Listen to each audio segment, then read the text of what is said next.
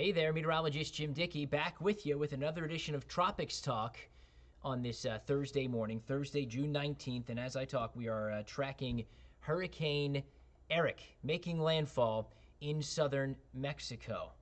Now, I start you in the Gulf because, no, this is no type of threat to Florida, the United States. This is an entirely separate basin with an entirely separate set of names to use.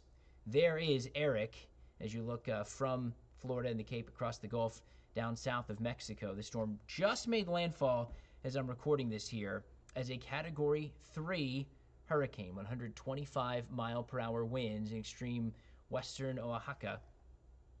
That actually is a little bit weaker than what its peak intensity was about 8 hours ago. This underwent rapid intensification, another storm undergoing rapid intensification, all the way from a 65 mile per hour tropical storm on an early Wednesday morning to a 145 mile per hour Category 4 major hurricane at its peak overnight. Thankfully weakened a little bit before it did move onshore. But that's an 80 mile per hour wind increase in less than 24 hours. The generally accepted definition for rapid intensification is a 35 mile per hour wind increase in 24 hours. Absolutely blew that out of the water.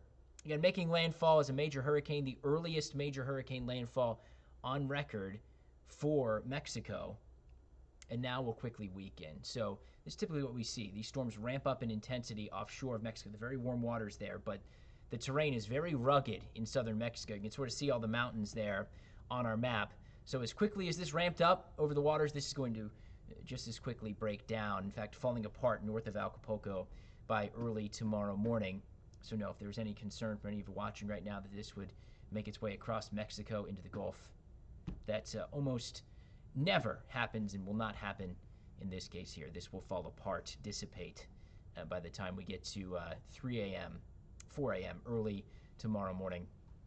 Others over, that is, southern Mexico. But not before it drops some heavy rain. Remember, hurricanes bring a wide range of impacts along with the winds, and this will be an intense windstorm right at the coast here this morning.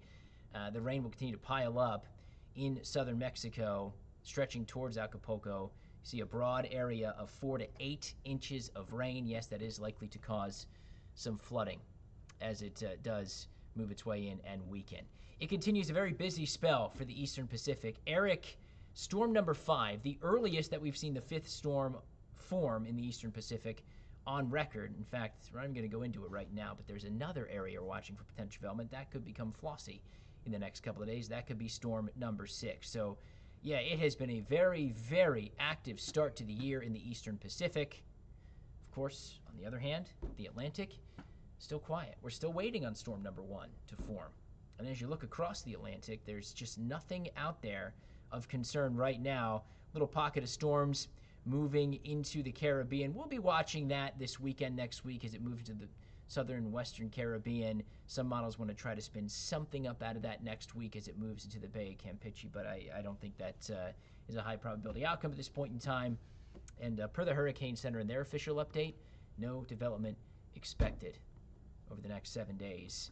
The models look very, very quiet. I think there's a very good chance, if not a near certainty, we get into July before we see our first storm form. That'd be the first time since 2014 that was the case. So all quiet in the Atlantic. Look to keep it that way, at least for the near term. Until next time, I'm meteorologist Jim Dickey. Have a good Thursday.